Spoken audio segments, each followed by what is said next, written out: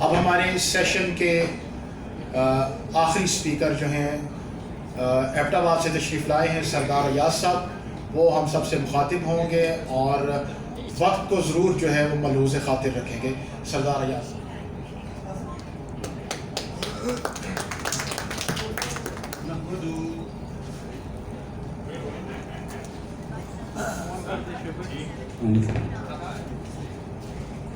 نحمده ونصلي ونسلم على رسول الكريم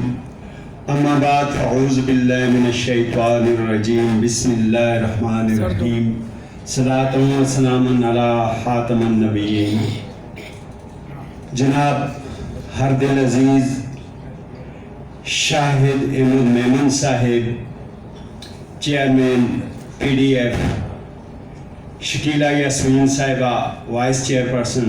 پی ڈی ایف، الیاس ایوب صاحب، عبد المنان صاحب اور قاری صاحب نور صاحب، السلام علیکم۔ مجھ سے پہلے آنے والے مقررین نے کافی تفصیل سے گفتگو کی، وقت بھی مختصر ہے، لیکن تین چار چیزیں جو ایسی ہیں وہ جیسا کہ سر نے بات کی کہ واقعی سر شاہد احمد میمن صاحب کو جس چیز کے بارے میں بتایا جائے تو اس وقت تک واقعی ہمیں سکون نہیں ملتا ہے کہ جب تک اس مسئلے کا کوئی یہ حل نہ نکال لیں یا جو کنسرن بندہ ہے اس تک میسج نہ پہنچا دیں۔ یہ بات بالکل صحیح ہے، اور کئی ایک ایسے واقعات ہیں کہ میں نے سر کو کال کی اور انہوں نے فوری طور پہ اس کا نوٹس لیا۔ جناب 2% جو کوٹا ہے، پہلے تو ضرورت اس بات کی ہے جیسے نبیل ستی صاحب نے کہا کہ بیوروکریسی جو ہے وہ کیڈر کا سہارا لے کر ہمیں یہ بتا دیتی ہے کہ بھائی اس کیڈر میں تو پوسٹیں اتنی ہیں، کوٹا بنتا ہی نہیں ہے۔ اسی طرح میں بھی ایک جگہ گیا تو قاری کے لیے بندے نے اپلائی کیا تھا، تو مجھے ڈی او ایجوکیشن نے کہا جی قاری کی تو 3 پوسٹیں ہیں اور 100 پہ آپ کی ایک پوسٹ بنتی ہے۔ میں نے انہیں ایک ہی جواب دیا، میں نے کہا جی آپ نے جو سی ٹی یا پی ٹی سی یا ڈرائنگ یا دیگر جو آپ کے پاس اسامیاں ہیں اس میں جو بھرتی کیے ہوئے ذرا ان کی ڈیٹیل دے دیں کہ کتنے لوگ آپ نے بھرتی کی ہوئے اگر قاری پہ ایک بنتی ہے۔ اس پہ وہ چپ ہو گئے کیونکہ ظاہر ہے کہ امپلیمنٹیشن کا ادھر بھی فقدان تھا۔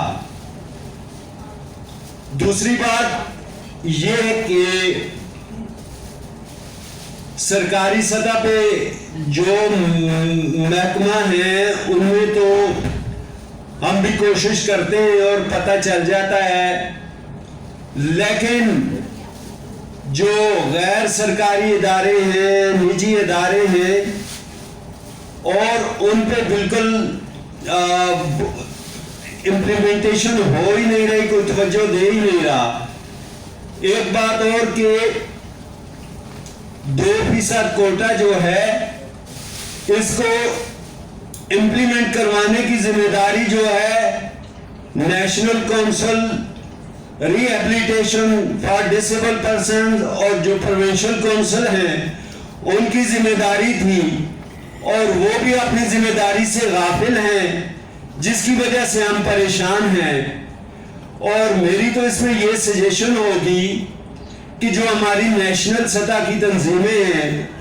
ایسی تنظیمیں نہیں، جیسے قاری صاحب نور صاحب نے بھی ایک تنظیم کا ذکر واٹس ایپ پہ کیا تھا کہ لیپ ٹاپ اور ایک فرد واحد اور اس کی تنظیم، ایسی تنظیمیں نہیں بلکہ نیشنل سطح کی جو تنظیمیں ہیں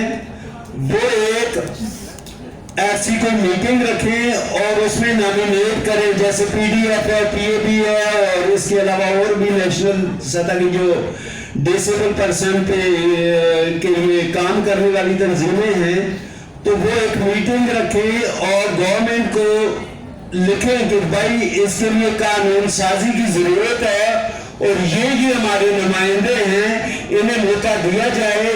تو بہتر طریقے سے قانون سازی ہو سکتی ہے. اگر ایسا نہ ہوا تو یہ پرابلم اسی طرح شامل رہیں گی. اس کے علاوہ وہ لوگ کہ جن کی ذرا بر بھی معذوری ہوتی ہے اور ہمارے ہاں پارشلی سائٹڈ کا سہارا لے کر وہ بھی 2% کوٹا کے لیے اقدار بن جاتے ہیں, تو ایسے لوگوں کو بھی روکنے کی کوشش ہے. ایسے لوگوں کے لیے قانون سازی کی ضرورت ہے تاکہ یہ 2% کوٹا ہے اس کا جو تحفظ ہے برقرار رہے. تیسری بات یہ کہ جب تک کوئی سزا جزا کا کنسپٹ نہ ہوگا, ہمارے ملک میں ڈنڈے کے علاوہ کام نہیں ہوتا. جب گورنمنٹ اس پہ امپلیمنٹیشن نہ کرنے والے بیوروکریٹس پہ کوئی جرمانہ نہیں کرے گی تو اس وقت تک اس کے کا امپلیمنٹیشن کا فقدان رہے گا. میں آپ سب کا بہت مشکور ہوں کہ مجھے موقع ملا. اگر تھوڑا سا وقت ہوتے رہ گیا تو میں اس کے لیے معذرت چاہوں گا. والسلام.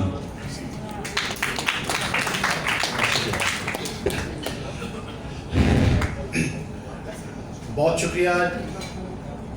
جو ہمارے پینلسٹ تھے, قاری سعد نور صاحب, عبد المنان صاحب, سردار ایاز صاحب اور نبیل ستی صاحب, اور ان چاروں اصحاب کی گفتگو سننے کے بعد جس کنکلوژن پہ ہم پہنچے ہیں, نمبر 1 کہ ہمیں کوآرڈینیٹڈ ایفرٹس کرنے کی ضرورت ہے, اور قاری صاحب نے بھی اندیا دیا ہے کہ باقی تنظیموں کے ساتھ مل کے جو ہے وہ ایفرٹس کی جائیں گی.